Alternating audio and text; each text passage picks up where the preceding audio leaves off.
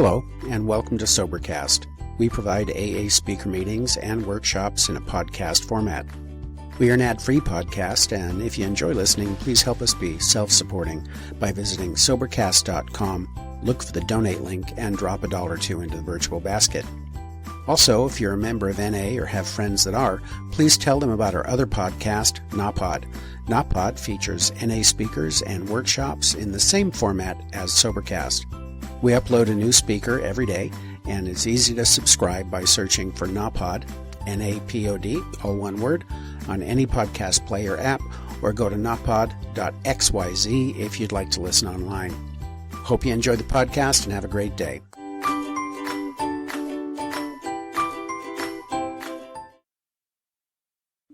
On behalf of the Saturday Night Live at Pine Lake Speaker Meeting, please help me welcome tonight's speaker, Mike R. from Bend, Oregon.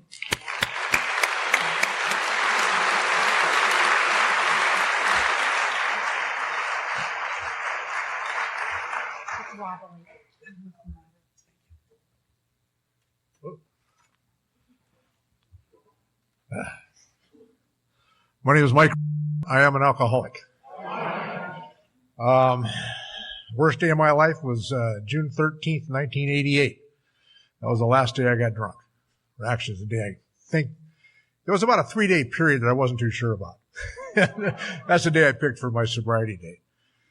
And the reason I called it the worst day is because at the time, that's what I thought it was. The reality of it is, it was the best day of my life, because it got me to where I am right here. I'd like to thank everybody for being here tonight. Mark, thanks for showing me around and taking care of me. And thanks for inviting me back. I actually was here once a number of years ago. I'm not from Bend, Oregon. I was there one time. I'm from Bandon, which is on the coast instead of in not a big deal, but I got to get it right. I'm always better right than happy, right? Little things you learn. The last 47 years I lived in Alaska. And due to some family issues, I had to move down to Bandon and take care of my sister. She's special needs, and her caretaker passed away. And I'm the last of the family, so it's my job to be there. And lo and behold, I can show up. That's a miracle. Let me tell you, that's a miracle. I come from the Seattle area, believe it or not, when I was a kid. Someone today asked me where I grew up, and I had to set them straight. I've never grown up. I'm 66 years old, and my dad told me that growing old was mandatory and growing up was optional. So I'm living the optional life, and I'm very happy with it. I lived in Rainier Beach area for many years. I went to Rainier Beach Junior, Senior High School. I was the first class that went through both of them. I look around. When I left here in 1968, 69, and moved to Alaska, I thought Seattle was, in the surrounding area, was as big as it could get. Spending a lot of time staring at the pavement out the window of my car in the parking lot they call the freeway, I've learned that it got a lot bigger. I owe a lot to the program and what it is. My drunk-a-log or my drinking deal is pretty tame compared to a lot of people. It's not a bloody story. It's not one last gasp and everything else. They cut me off at the kneecaps, and I went, okay, and I started changing. They had the only thing that mattered to me. They had it, and the only way I could get it back was by complying and completing. And so that's how I got here. It was a forced intervention caused by me. So I'll get into that in a little bit. Living in Rainier Beach, going to high school and stuff, I started drinking in about 13, 14 years old, something like that. I liked it, and it made me feel special. The thought of Our mantra was, let's get drunk and be somebody, you know. And I was sitting at dinner table tonight and listening to some fellows talk about wearing helmets and doing the stuff that people do now. And I thought to myself as I'm listening to this, I'm like, oh my God, I'm in the wrong room. I never wore a helmet in my life, and I rode motorcycles my whole life. I always was the guy your mother warned you about, you know, and that's the truth. So, that line of thinking just never really took with me, and in my career too. And I was an airline pilot. High school stuff, we just went out, we raised a lot of heck. We came out here, I mean, there was nothing out here. And when I left here, there was nothing out here. And look at all of you. You're out here. So it's pretty cool. My, drinking didn't really take off, until I was well established in Alaska. In high school, you know, I got in trouble a few times. It's pretty funny. 9 out of 10 times, if I was in trouble, I'd been drinking. You know, and I can only think of one time when I really screwed myself up that I was sober when I did it. And that was in a motorcycle crash, believe it or not. And I spent 6 months in a hospital, a body cast, and everything else after that, which is now catching up to me. I had to go to the doctor the other day, and what did he say? He said, you have severe osteo something or another of the hip due to an old injury, and it's probably in a lot of pain. And I talked to this nurse, and I says, I paid you $150. I knew that. You know, I didn't need to hear this. So my next big event is going to be a hip replacement, I guess. I'm not looking forward to that, but from what I hear, it works, and so I will actually give it a shot rather than being the pig-headed guy that I usually am. I went to school for a little bit in Eastern Washington, Moses Lake, and Big Bend Community College. They had a flight program there. I learned a long time ago that, you know, I just couldn't make it stealing stuff. I was too slow. You know, I get caught every time. And I was too lazy to work. So the only option to me was aviation. And that's what I took. I started flying down here, Lake Union Air Service, a few places like that back when I was just a kid. I mean, you know, 18 years old, 17. And I had my pilot's license in high school. That's how I graduated. I had one class that I had to pass, and I was not doing very well at passing it. And the teacher was a hunter. So I went up and spotted an elk for him with a two-way radio. He got the elk, and I got a D. You know, so I graduated. So that started it. I'm not an intellect. Oh God, am I not? That was the end of my schooling. That was, in 1968 I graduated. And, you know, all that's all fine and dandy, and it's got really nothing to do with my alcoholism. My mom, I come from when you look at families in life, I had 4 aces. I really did. You know, I had a good hand. And it just took me to screw it up. You know, that's what I do best. If things are going good, look out. You know, I'm about to fix it. And that's what I do best. So my mom, she drank a little bit. She could have been an alcoholic, but we kept the booze away from her towards the end. Because it was pretty obvious what was going to happen. And my dad did that. My dad, I saw him drunk one time, and thank God he was drunk that night because I just destroyed his car in a drag race that I lost. And, you know, my drag racing and my fighting are about the same. I think I'm 0 for 10.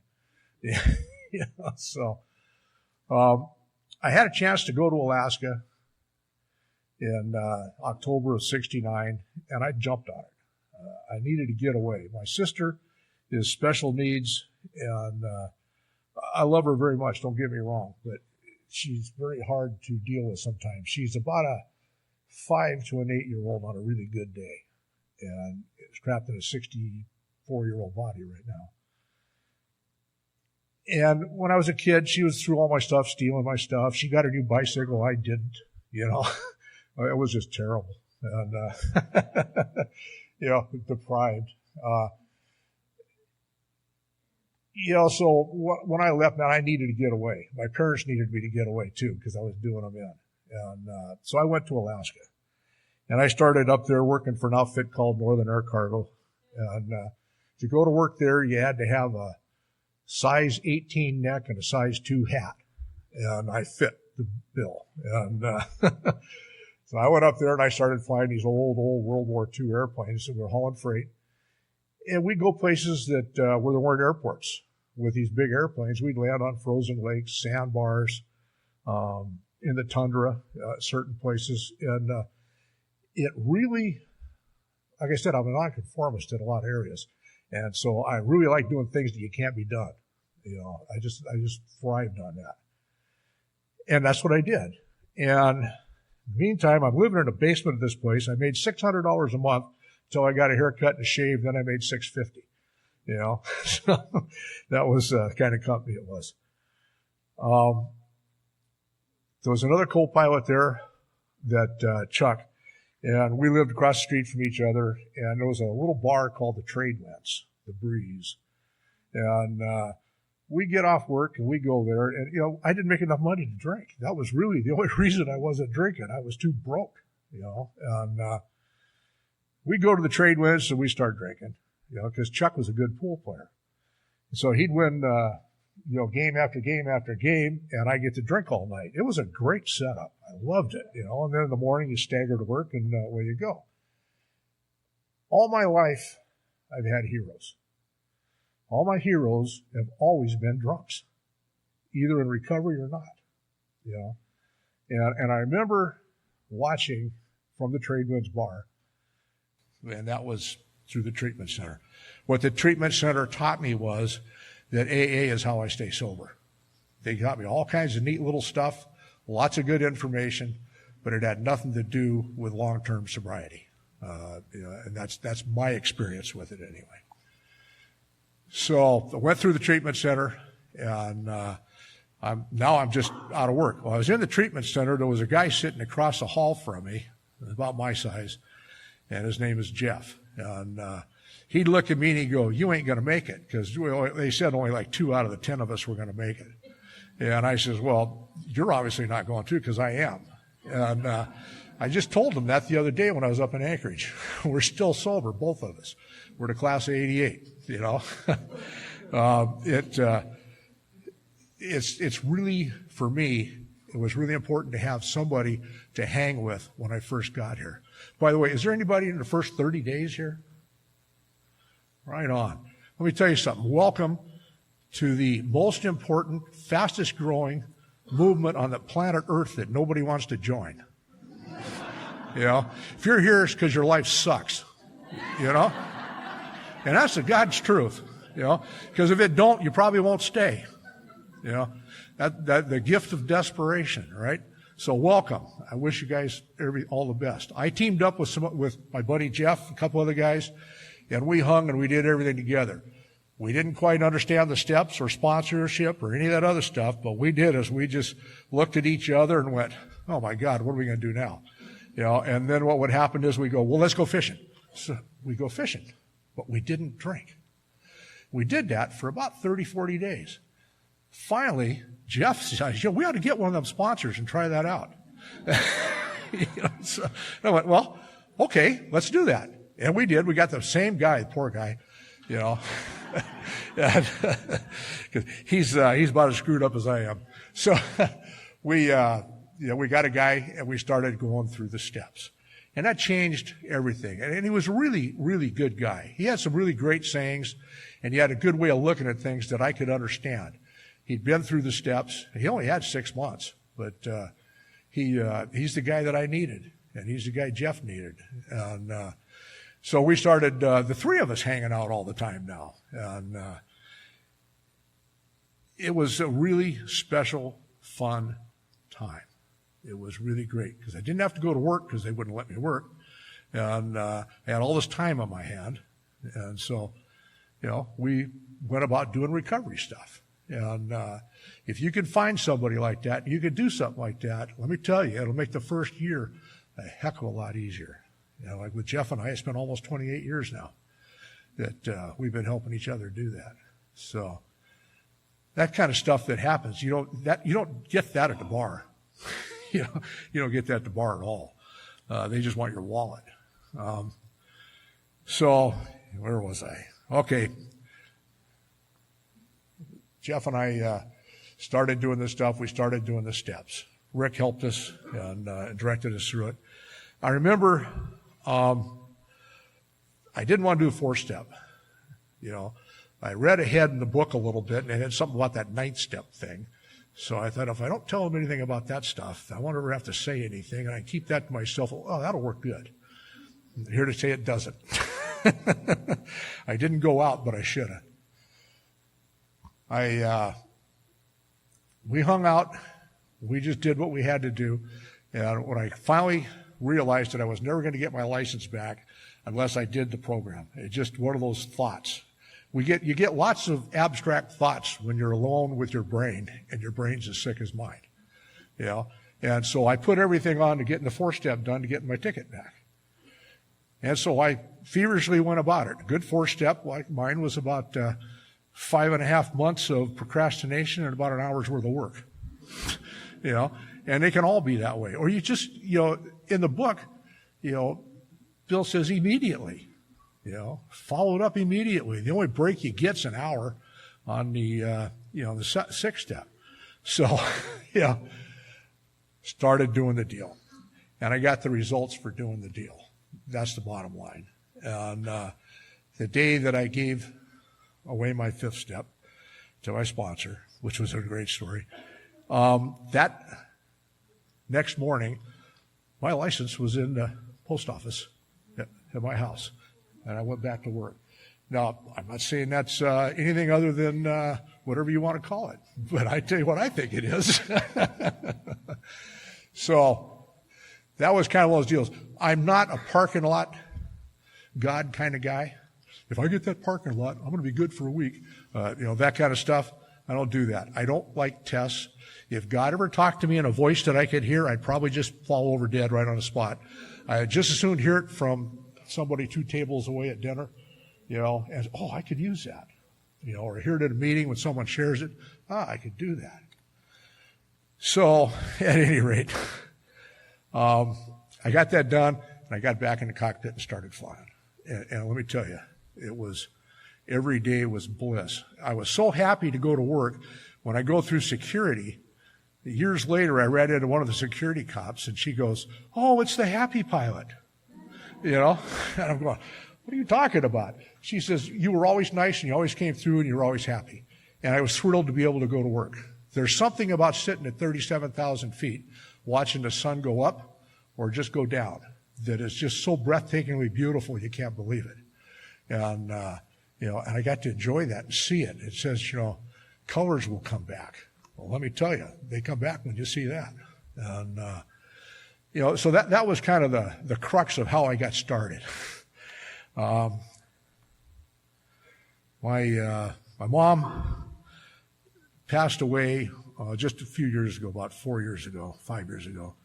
My father was really, really in bad shape, and he had cancer. He had given one kidney to his brother so his brother could live, and then his other one failed. And he was on dialysis, and he was on this and that, and it was a real mess. And he was totally miserable living at home on this peritoneal dialysis. And I went down just before my 5th birthday to visit. And he said, "I need to talk with you." And I'm going, uh-oh. And he says, "Listen, I've been watching you. You're just coming up on 5 years in this AA thing." He says, "I can't take this life that I have anymore. I'm going to discontinue this dialysis. I'm all done. And I need to know that you're going to be able to take care of the family and that you're going to be there for them." And that's exactly what happened. 2 days later, he was gone. A week later, I spread his ashes where he wanted them, and that left me, my sister, and my mom. And then 5 years ago, my mom passed away. And so now it was just me and this lady that took care of my sister. And she passed away here Christmas time a year ago. Well, I had retired from work on, was it December 12th? On the 24th, Christmas Eve, I showed up in Bandon, Oregon with my wife in one car, me in a car, and a buddy of mine driving another car. All the stuff we could stuff in them. And I've been in Bandon, Oregon ever since then, doing what it is that I'm supposed to do, you know. And it's not without its problems, let me tell you. But I can show up, you know, and that's really the bottom line. And for my dad to get me to promise that, it was one of the most important things that ever happened in my life. He trusted me, you know. My dad, when growing up, when he talked, it was either really funny or you better pay attention, you know. And most of the time it was funny, thank God. He was a very successful businessman. Everything he did just worked, you know. And everything I touch undoes most of what he did. So, in the recovery side of it, I started earlier when I said all my heroes have always been drunks. Talked about watching the guys that were just drinking themselves to death. All my heroes now are sober drunks. I had an opportunity to spend a bunch of time with Sandy Beach. I don't know if any of you heard of any of his stuff, but the guy is just he's done more for my sobriety than any 10 people. Sandy came to Alaska to talk at a roundup we had, and I took him flying. And he's in his 75 then, I guess. And I did a bunch of stuff with the airplane you're not supposed to do. I knocked some guy off the snow machine buzzing him. You know, I flew up a glacier at 3 feet, did all this crazy stuff that I love doing. And he just grinned ear to ear. And it cemented a friendship that lasted for a long time. He's the most spiritual person I've ever met. And his hero was Chuck Chambers. And you know, Sandy, I watched him go through things that are impossible to believe and handled them so well. His daughter was murdered, bludgeoned. I mean, just killed. His second daughter calls him up, says, "Daddy, you're sitting down." And he thought, well, somebody went out or something. So he says, "Yeah, I'm sitting down." And she says, you know, I can't remember her name, I'm sorry, but she's dead.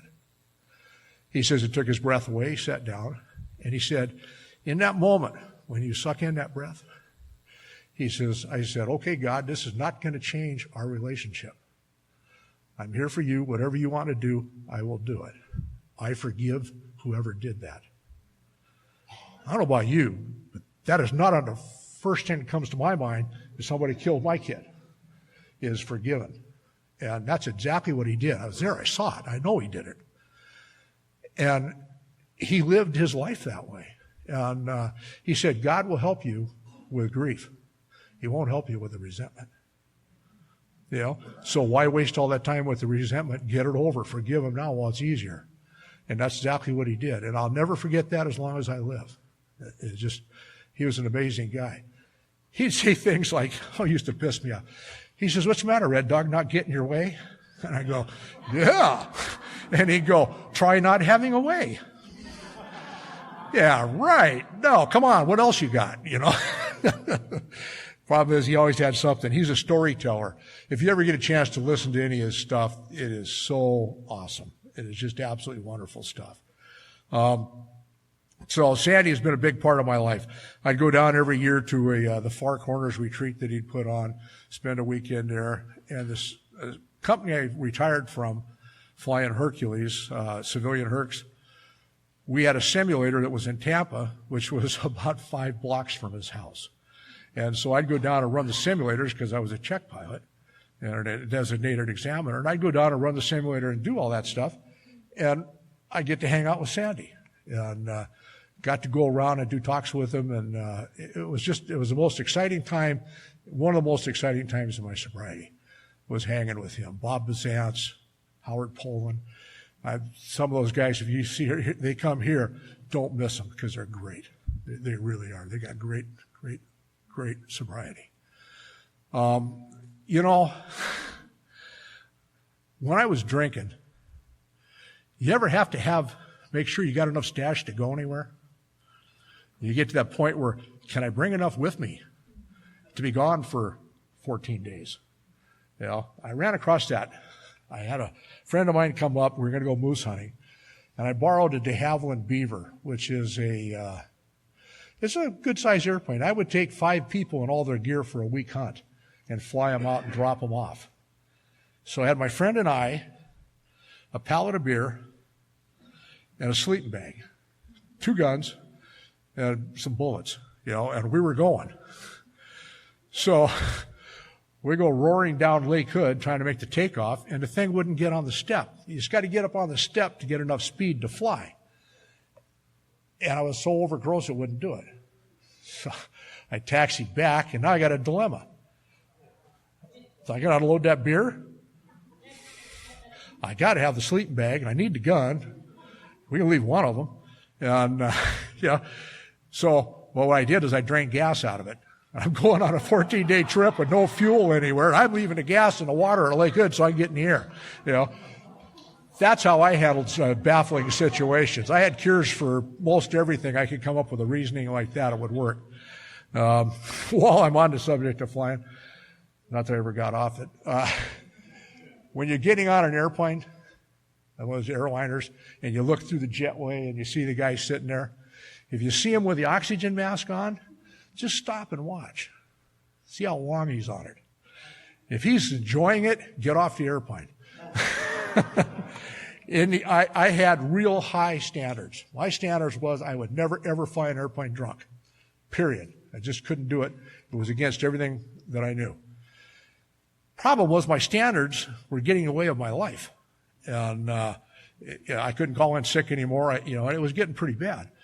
So my solution to that one was I would go home, take a shower, and put on my uniform.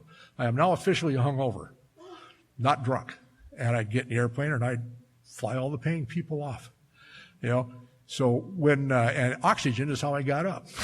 I don't know if you saw that Denzel Washington deal. That was well played. That was exactly how it worked. And I was doing that way before him. So when I was young and starting his aviation career, people drank when they flew all the time. Way more than you ever want to even think about knowing. But that's what happened. That's what people did. It's just like, I got 9 times I got pulled over for drunk driving tickets, and I don't have one of them. Try that these days. I was playing chicken with a guy I thought turned out to be a cop, and I ran him into the ocean in Dutch Harbor. Missed a turn, went flying off over to the bank through the fence out on the runway, and guy sitting next to me was stone cold sober. I don't know why I was driving, but yeah, I just like driving, especially when I'm drinking. And so he says, "Get out of the car, get out of the car, get out of the car." And I really was trying. I just couldn't figure out how to get out of the car. That's how wasted I was. And I finally got out of the car. There's a group of people standing up around there. And here comes this cop, and he's wet from about here down. And he's really pissed off. He is mad. He starts off on some deal about, this is not one of the more things I'm very proud of, but I did it. He says, "You know how many people died in Vietnam?" And I said, "No, I was in Canada. Why?" And so we started right off. I have never once given a cop a bad time, anytime, being pulled over for anything ever until that day. And that was the only time, but I did it. And finally I says, "Look," I put my hands out. I says, "Just throw the handcuffs on, put me in jail. I don't want to hear about it. I don't want to talk to you. I don't want nothing. But remember this, I'm the only medevac pilot on this rock.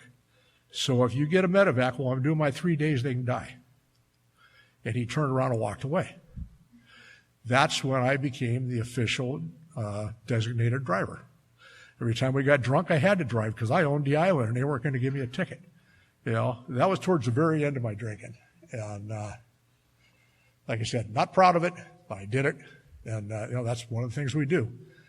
I'm very glad that it's not an issue anymore. I can't count how many times I've been driven home, followed home. I even had my bicycle and the cops with the lights going next to me while I'm leaning with the bike trying to get it to the house from the bar because I wasn't going to get a drunk driving ticket. there's just lots and lots and lots of those kind of instances that happened. I don't miss any of it. My little girl is she's 40 now. When I was getting towards the end of my drinking, she had her fill of me.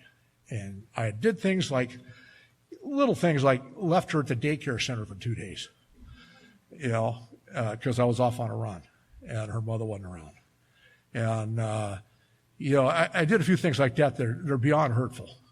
There's no way to fix that. You can't fix that. So when we got to the 9th step with my first sponsor, he says, we're going to make amends. Do you know what an amends is? And I said, yeah. I go up and tell him I'm sorry. He says, no, you've used up that word, your allotment, for 5 lifetimes. You don't ever get to say that. He said, you're going to make amends. He says, if I go to this church over here and I break the window and I say I'm sorry, that's just another whiny-ass remark from you. He says, but if I clean it up, replace the window, and then change my behavior and don't throw any more rocks, he said, that's an amends. You pay them back their money. That was a hard one. And okay, I'm good with all that. But I said, what do I do with my daughter? Because I really wanted her in my life. And he says, we're going to make a living amends. And I go, well, that's fine. What's that? And he says, if, and it's only if, because she may never, ever want to talk to you. She may have been absolutely right, and she may never talk to you again. But if she gets a hold of you and you say you're going to do something, you do it. There is no excuse on this planet not to do it. And so I did it. She called for something, and when she graduated, she ran me all over Anchorage and just left right before I got everywhere she was at, just to see if I'd show up. It took 5 years of being there and doing what I said to get that relationship back to where it's really cool now. I got 2 grandsons. I get to hang with them, do all kinds of stuff. That was probably one of the most important things that happened to me in being sober. And that took a long time to get to that point. Like I said, 5 years of being run around.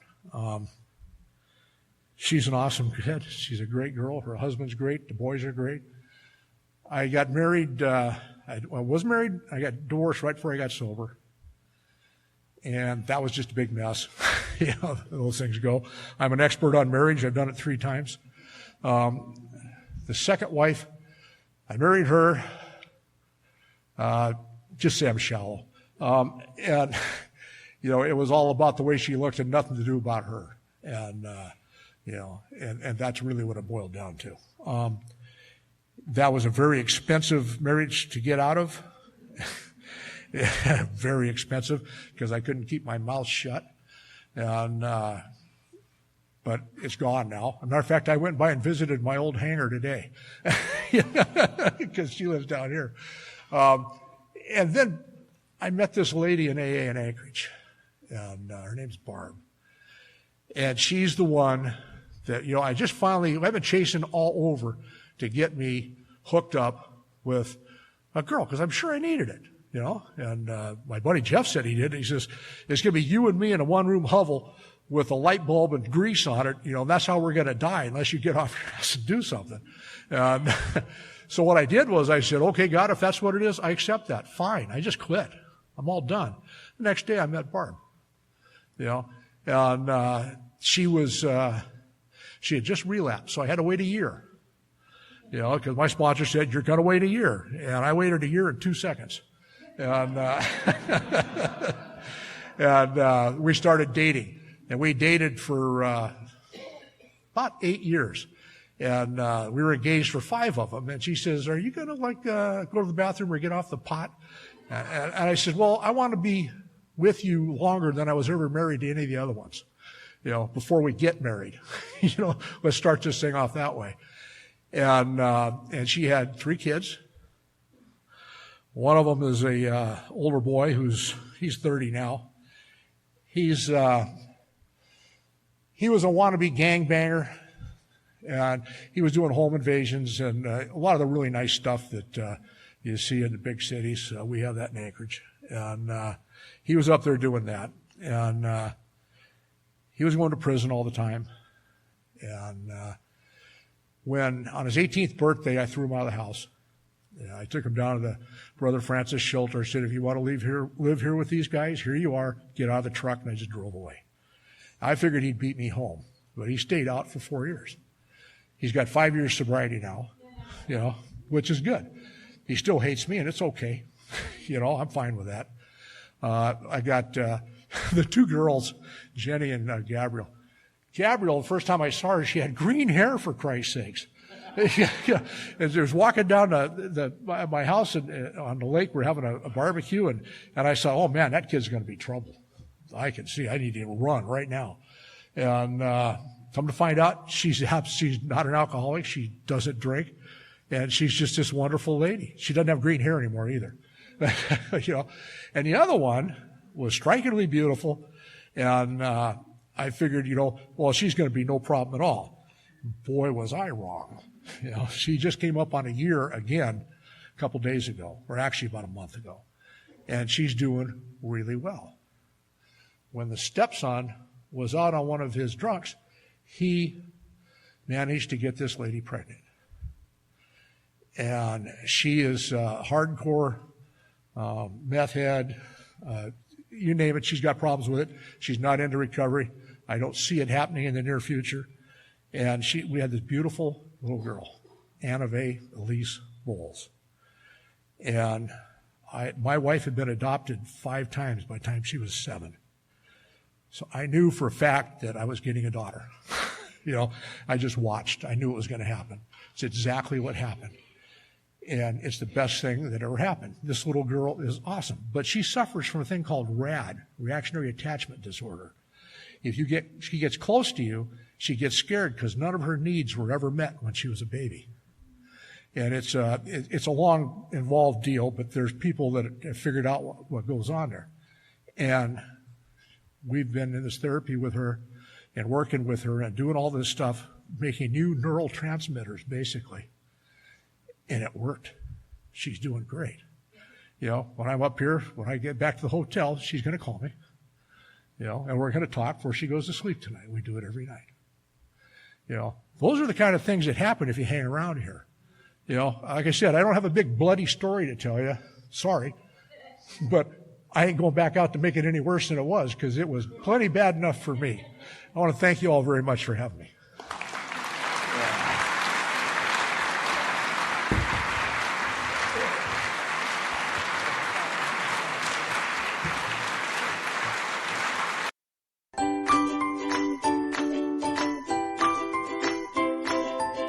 Thanks for listening. I hope you enjoyed the podcast. Sobercast is ad-free, and we'd like your help in order to keep it that way. So if you'd like to help us be self-supporting by pledging $1 or $2 a month, visit Sobercast.com and look for the donate links. Thank you very much.